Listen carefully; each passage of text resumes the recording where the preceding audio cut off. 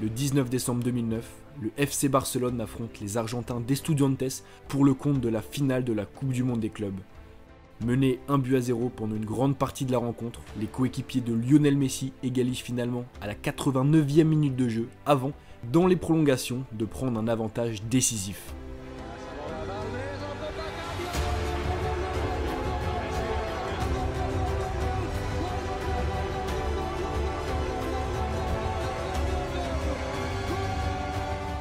Sur le toit du monde, Guardiola, ses joueurs et leur tic-tac si caractéristique remportent alors leur 6e trophée de l'année, un exploit historique et sans précédent qui marquera à jamais les mémoires et l'histoire du football. Alors quelle a été la trame de cette année fabuleuse? Quels ont été les matchs les plus importants et les plus spectaculaires? Retour dans cette vidéo sur l'une des saisons les plus extraordinaires et les plus victorieuses dans l'histoire du ballon rond. C'est parti générique.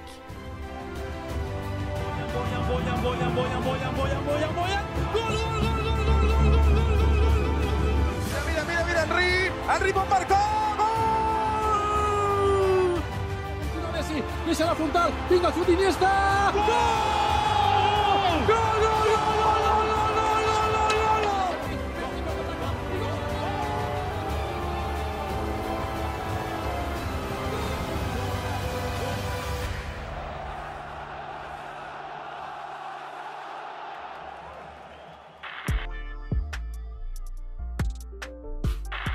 À l'aube de la saison 2008-2009, rien ne laissait présager que le Barça dominerait à ce point le monde du football et que tous les fans de football seraient bouche bée face à la fluidité du jeu et des mouvements des joueurs à la tunique bleue et rouge.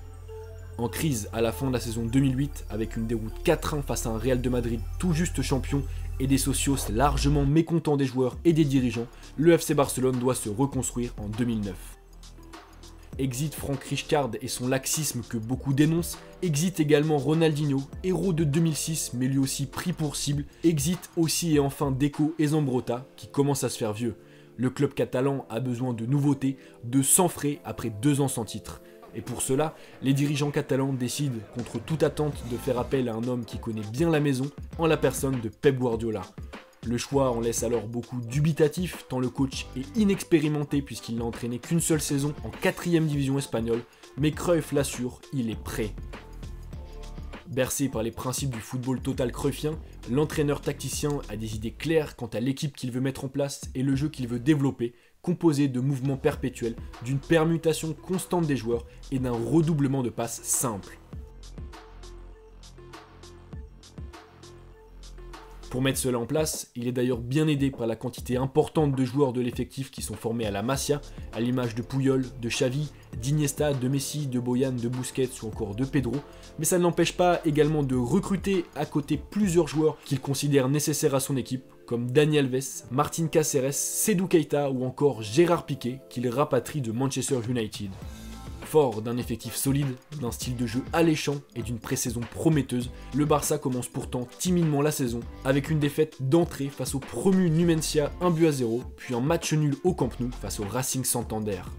Pourtant, le Barça joue déjà bien, le Barça joue déjà un football magnifique, inspiré des préceptes du football total du mentor de Pep Guardiola, Johan Cruyff, qui le dit lui-même dès le début de la saison, le Barça ne peut pas jouer un meilleur football. Finalement et rapidement, les étoiles vont s'aligner pour le Barça, les individualités exceptionnelles se fondant dans un collectif pour ne faire plus qu'un sur le terrain, et à partir de ce moment-là, le club catalan va dérouler.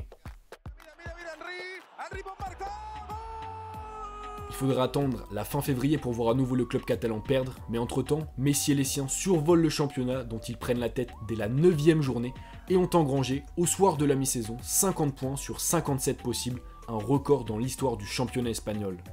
À travers un jeu offensif léché, avec plus de 3 buts inscrits en moyenne par match et un tic-tac que beaucoup qualifient d'orgie tactique et footballistique, le Barça domine alors largement la scène espagnole, mais aussi européenne. Car après avoir éliminé Cracovie en barrage 4-1 sur l'ensemble des 2 matchs, le Barça, opposé au Sporting Lisbonne, au FC Bâle et au Shakhtar Donetsk, remporte 4 de ses 5 premiers matchs de poule et se qualifie aisément pour les 8e de finale de la Ligue des Champions où il affrontera l'Olympique Lyonnais. Terminant l'année civile 2008 sur les chapeaux de roue, le FC Barcelone commence 2009 sur les mêmes bases. En Copa del Rey, les Catalans, emmenés par un Lionel Messi déjà inarrêtable et auteur d'un triplé ce soir-là, s'imposent 3-1 au Vicente Calderón face à l'Atlético Madrid en 8e de finale aller, avant une nouvelle victoire au match retour, cette fois 2-1, qui permet aux Blaugrana de filer en quart de finale de la compétition où ils affronteront l'Espagnol Barcelone. Et dans un derby catalan à la saveur moindre, le FC Barcelone, tenu en échec à l'aller, s'impose 3-2 au retour et se qualifie pour les demi-finales de la Copa del Rey, sans vraiment, il faut le dire, avoir eu besoin de forcer.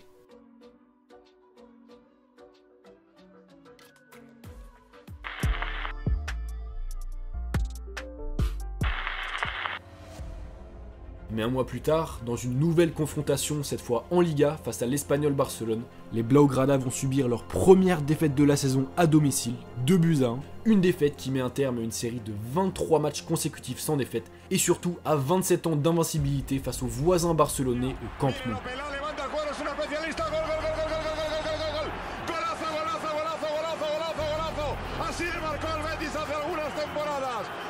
Pour la première fois de la saison, le Barça est alors dans le doute, d'autant que dans la foulée, les Catalans sont tenus en échec en Champions League par l'OL à Gerland, un but partout, avant de chuter pour la deuxième fois consécutive en Liga, cette fois face à l'Atlético Madrid, 4-3, après avoir pourtant mené par 2 fois au score. Dans une phase compliquée, le Barça va finalement se relever en Copa del Rey en battant Mallorca 2-0.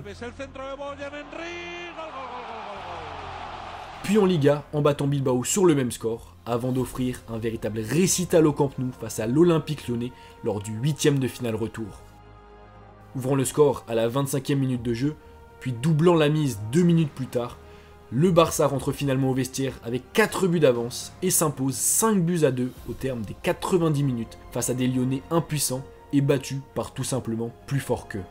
Et après cette victoire qui permet en quelque sorte de le relancer, le club catalan va paraître plus fort, encore plus fort. 6-0 face à Malaga, 4-0 face à Séville ou encore 4-0 en Ligue des Champions face au Bayern Munich, avec 4 buts inscrits en première période, le Barça survole ses adversaires en mars puis en avril, enchaîne 11 matchs consécutifs sans défaite, toutes compétitions confondues, et trône en tête de la Liga avec 4 points d'avance sur son dauphin, le Real Madrid, avant d'entamer la première moitié du mois de mai qui sera décisive pour les Blaugrana.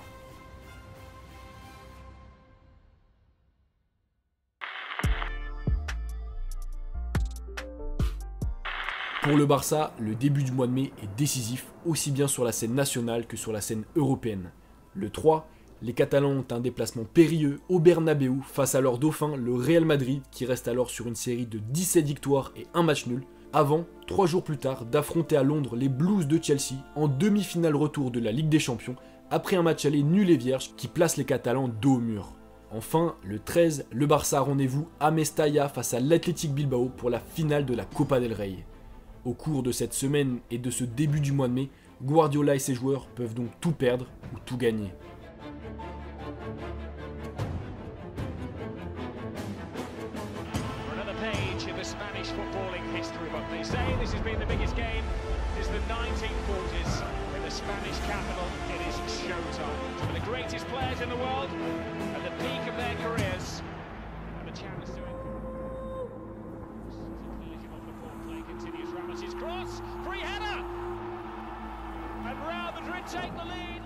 Rapidement mené 1-0, le Barça réagit dans la foulée par l'intermédiaire de Thierry Henry, puis de Puyol sur corner.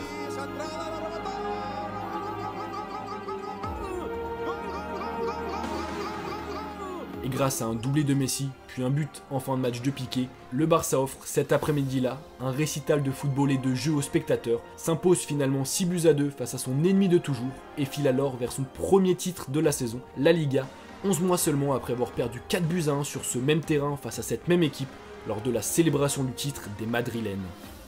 Et c'est dans l'euphorie de cette victoire presque décisive que les Barcelonais se rendent à Stamford Bridge 3 jours plus tard pour un match là aussi décisif. Mais parfaitement contenu par le Chelsea de Guussi Dink, le FC Barcelone est mené dès la 9e minute de jeu et subit dangereusement, obligeant Victor Valdés à réaliser des exploits. Largement dominé, réduit à 10 après l'expulsion d'Abidal à la 66e minute de jeu et parfois même sauvé par des décisions arbitrales contestables pour beaucoup, le Barça cadre sa première et seule frappe du match à la 93e minute de jeu, mais l'histoire fait le reste. Luis a la frontal, Vinicius Iniesta.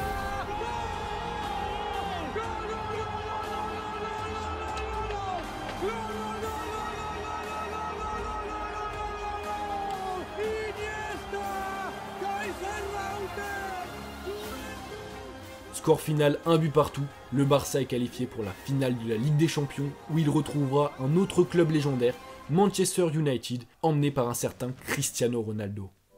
Mais avant ça, les Catalans retrouvent les Basques de Bilbao pour la finale de la Copa del Rey.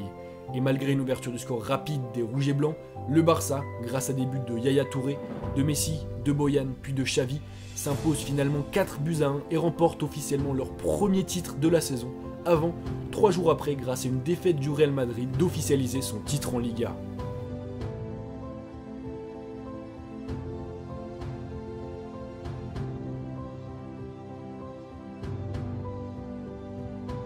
À Rome, le Barça peut donc réaliser un triplé inédit pour un club espagnol à l'époque. Et grâce à un but en début de match de Samuel Eto'o, puis grâce à ce but stratosphérique et presque hors du temps, tant le saut et la tête de Lionel Messi sont invraisemblables, les Blaugrana s'imposent 2-0 et soulèvent alors leur 3e trophée de la saison, un véritable exploit. Si la saison 2008-2009 est alors terminée après ce match, l'année 2009, elle, ne l'est pas encore pour les Catalans.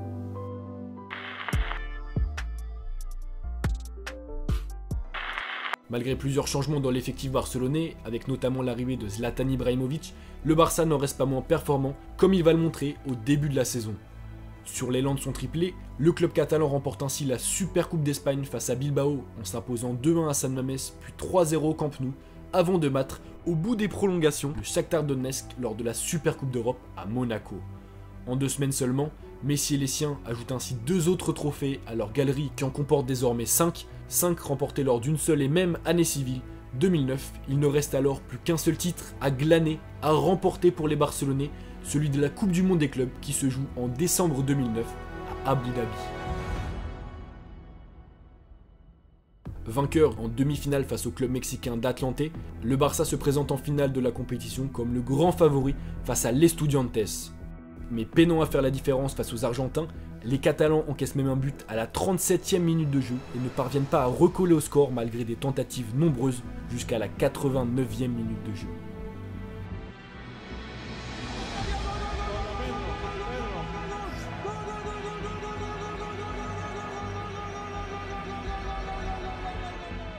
Délivré, le Barça inscrit un 2e but pendant les prolongations et s'offre un 6e et dernier titre pour l'année 2009, un exploit sans commune mesure, un exploit pour l'éternité.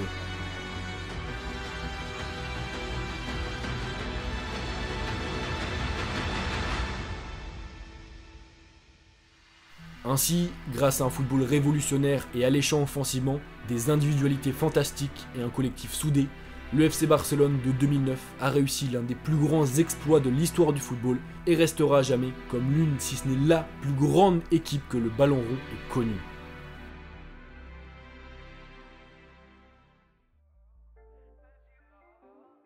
Et donc voilà les gars, c'est déjà la fin de cette vidéo, de ce reportage sur la saison 2009 du FC Barcelone. J'espère que vous avez apprécié, que vous avez appris des choses et que vous avez ressenti des choses en regardant cette vidéo. Un peu de nostalgie, ça fait toujours du bien. D'ailleurs les gars, n'hésitez pas à me dire en commentaire si vous avez des idées peut-être d'autres saisons d'équipes à refaire, à revivre. Il y en a pas mal à mon avis. Bref les gars, c'était Val, prenez soin de vous, peace.